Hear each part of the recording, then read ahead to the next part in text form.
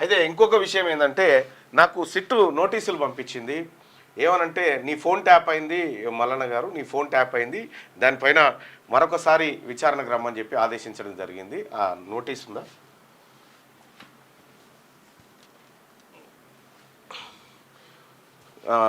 రేపు 17 తారీఖు ఉదయం 11 గంటలకు ఈ కార్యక్రమానికి హాజరు కావాలి.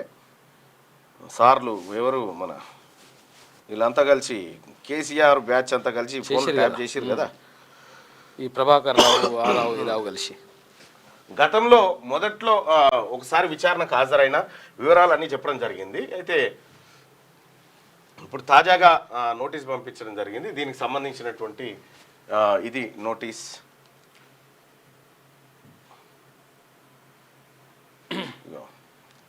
Hence, you are requested to appear before the undersigned for examination and record your detailed statement on before 17/7/2025 at 11 hours for the purpose of further investigation. Please acknowledge the receipt of the notice అని చెప్పి alias Teenmar Mallanna నా phone tap చేసినట్టుగా ఆ phone tapping నీది కూడా జరిగింది, చెప్పడం జరిగింది.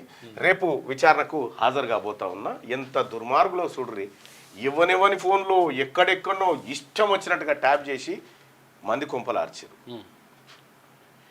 ఇప్పుడు బీసీ ఉద్యమం గురించి మీకు ఒకటి చెప్తా, ఈ వార్తలలో బోధం కానీ ఇది ఇంపార్టెంట్.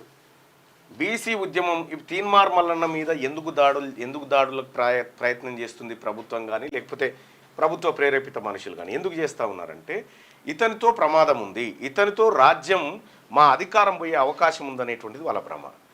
నేను చేసి చాలామంది తీన్మార్ మల్లన్న నేను ఏం చేస్తూ ఉన్నా, నేను లోపాయకార ఒప్పందాలు కాదు, బాజప్తా ప్రజల కోసం కొట్లాడుతూ ఉన్నా, ఇక ముందు కూడా కొట్లాడతాం.